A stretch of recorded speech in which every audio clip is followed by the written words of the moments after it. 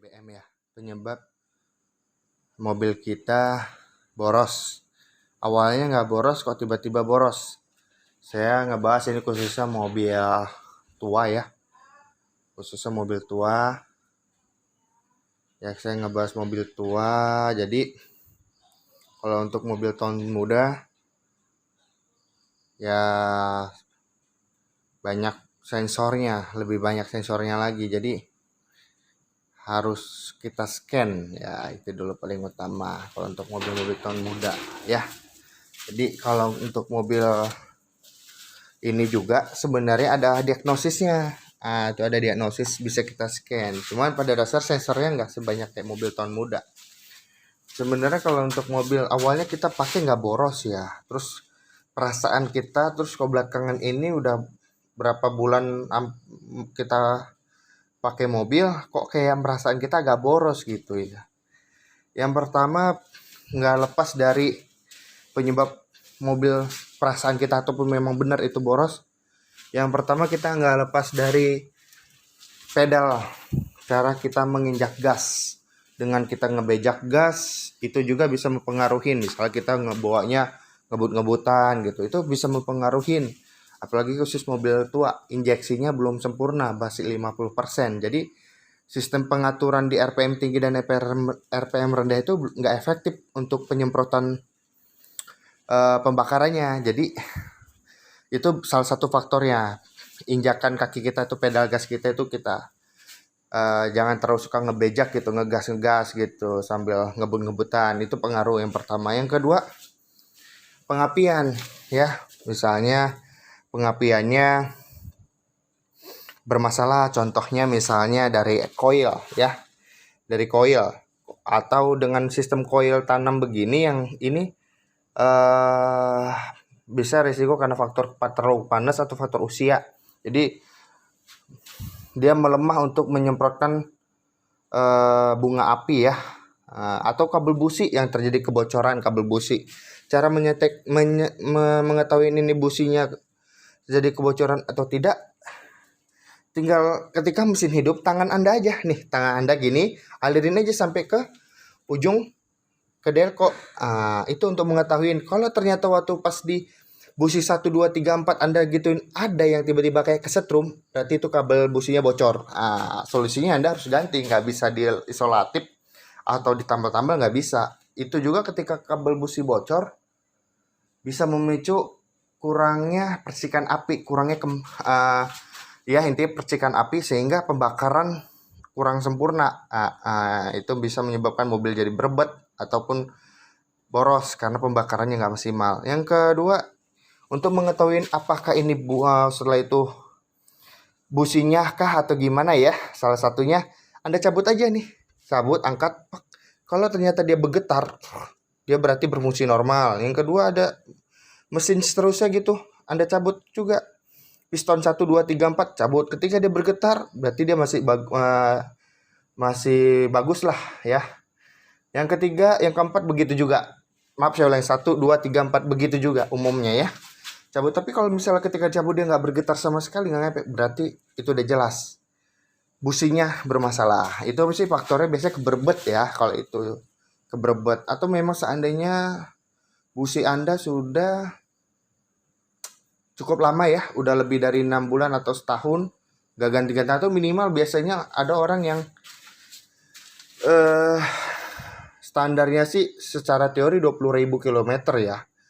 Tapi lebih bagusnya sih kurang dari 20.000, 10.000 km juga paling bagus kita udah harus ganti ya. Kenapa? Karena jangan sampai bener-bener karbonnya itu udah habis banget baru kita ganti, karena bisa mempengaruhi percikan api dan pembakaran juga gitu ya.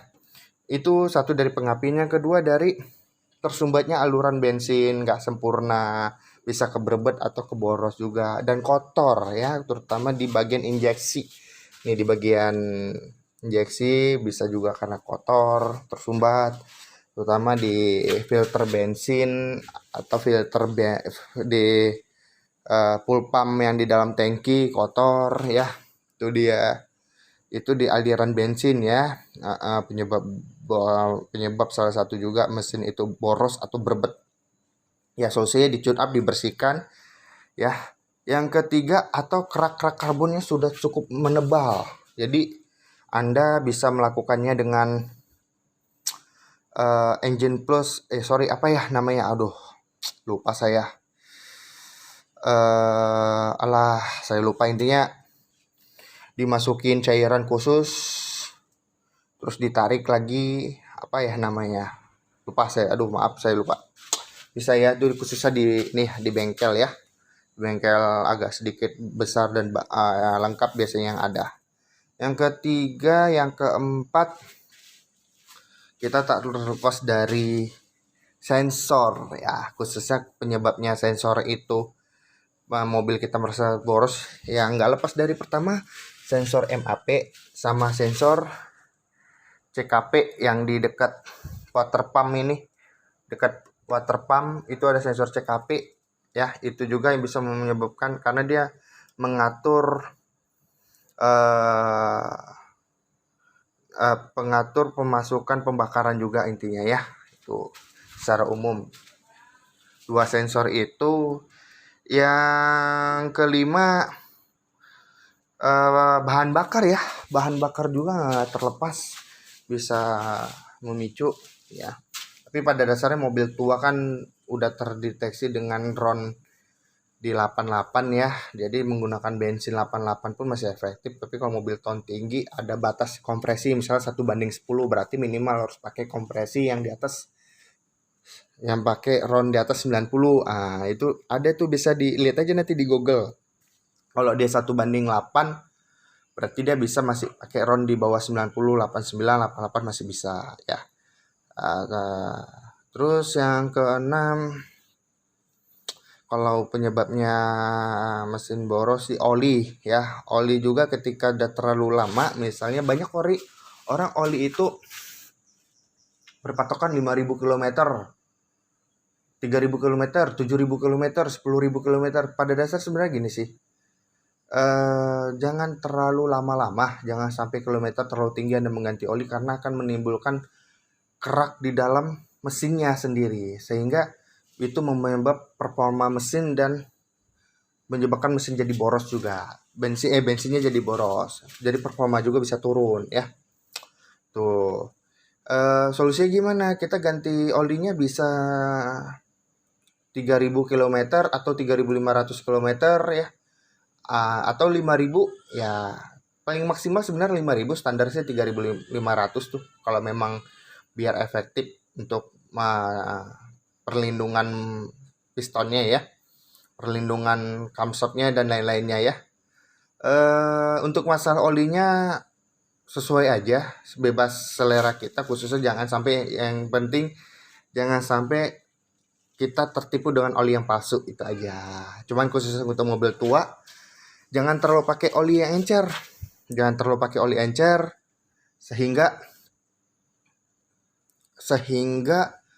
nanti suaranya jadi lebih kasar, bisa pemicu, karena kan mobil tua itu dalam-dalamnya udah banyak yang ngonggar ya, umumnya pasti. Jadi kalau mau solusinya ya cari yang 20-40 atau 10, minimal 15-40 atau 15-20 atau 20-50 gitu.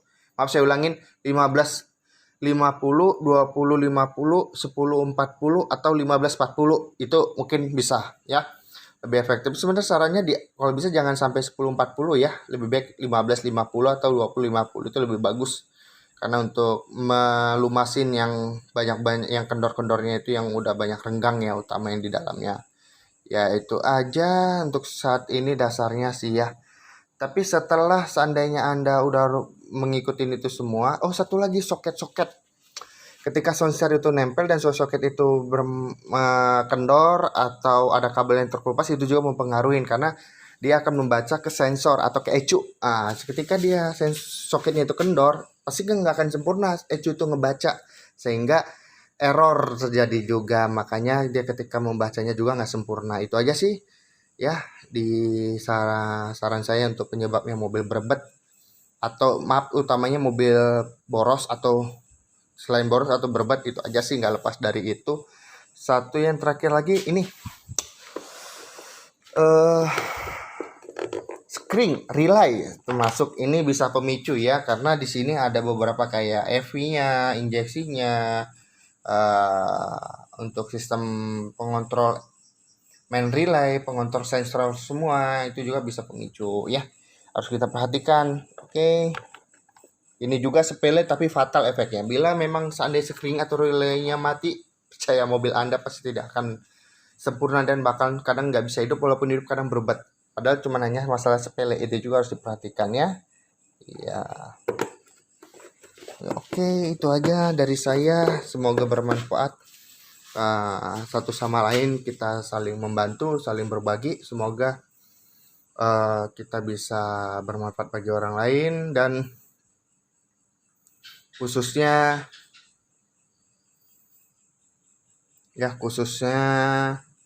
untuk mobil-mobil tua ya, khususnya itu untuk mobil-mobil tua. Oke, biar kita tidak terlalu banyak keluar biaya ke bengkel, sedikit ke bengkel dan sedikit ke bengkel.